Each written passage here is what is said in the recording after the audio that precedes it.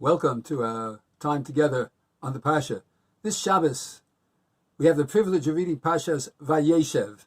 Now, we know that Vayaishev speaks about Yaakov's family life beyond Yaakov himself, most focusing on Yosef, as the pasuk says that Vayaishev Yaakov be'eretz megurei oviv be'eretz Canaan, ele toldos Yaakov Yosef, and Yaakov lived in the land of the sojournings of his father.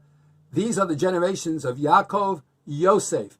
As we understand that the generations of Yaakov are involved with Yosef, and if you have the chance to look at the first Rashi, he gives three explanations as to why Yosef is the focal point of the generations of Yaakov. There's no doubt in my mind that when everyone reads Parshas Vayaishev, all the Jewish people, we are very proud of our heritage, but we definitely feel a cringe, something. It's painful to read about the sale of one brother by the other brothers, the fact that they wanted to be rid of Yosef for whatever reason, and the jealousy, the hate that was perpetrated by tale-bearing and other things, which the Chafetz Chaim mentions in his beautiful Sefer, that the Jewish people's first Golus was actually brought about by Lashon Hara and tale-bearing. There's no question that all these things are very disturbing to us when we read Parshas Vayaishev. And despite the fact that the Malbim, in one of the classic comments on this particular dilemma, plus in the English book of Rejoice, O Youth, Harav Avigdor Miller, Zechron Levracha, so beautifully in his section on justifying the just, explains so beautifully how really the Shvatim, the heads of the tribes, and Yosef's interaction were purely in a good way and with Torah ideology, despite the fact that there was a mistake being made. I'd like to focus on another point. Despite the fact that all of the events with Yosef, with Yehuda, with Reuven, with the brothers, are very hurtful and negative in so many ways, one thing is clear. There is an underlying, powerful series of wonderful lessons in a good way that we can derive. And I'd like to focus just on one. One of the famous sentences, one of the famous psukim in this week's Sedra, it's actually commented in Masechta Shabbos, in Perek Bama Madlikin, when talking about Chanukah, it says, V'habor reik ein bo mayim, that they took Yosef, they threw him into a pit, and V'habor reik, the pit was empty, and there was no water in it. Now, there are two things about this pit. One is positive, the other one is negative.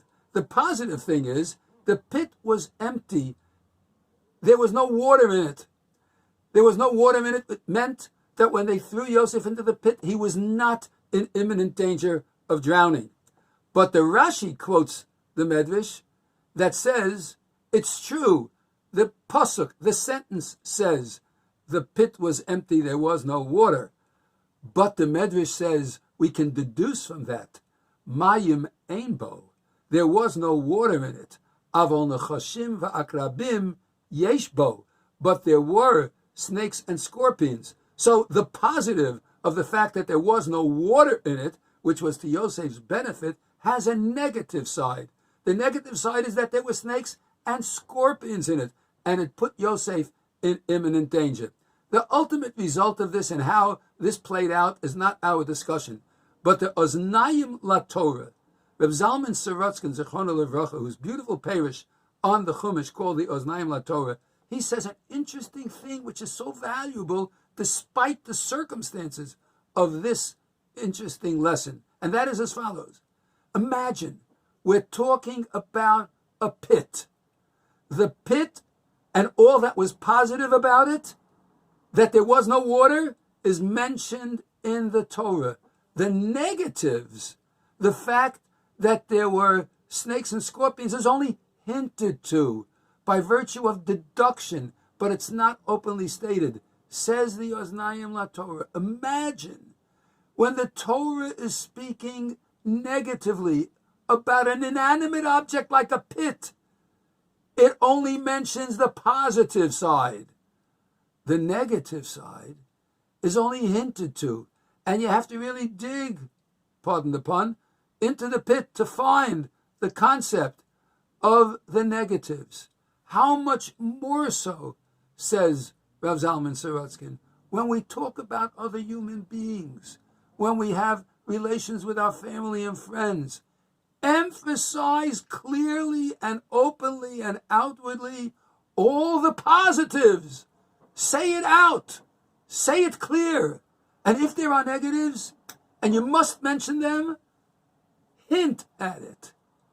If it must be said, hint at it. Let the person understand. Buyer beware. Be aware of what's going on.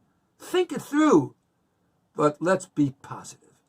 If an inanimate object, the Torah is positive, and only hints at its negatives, how much more so the feelings of human beings? And isn't that the whole story of Yosef and his brothers? Let's emphasize the positives of Yosef, the positives of the brothers, the miracle of Hanukkah. Let's emphasize all the positives, even though there were negatives. It was the few against the many. Only the few Jews stood up to fight. Only a few were loyal. But let's focus on the positive, the miraculous nature of the victory, the unbelievable light that comes from a little small candle. Think of all the positives about it, about the positives of the miracle of Hanukkah and the ultimate redemption that Hanukkah is symbolic of. Let's emphasize the positive.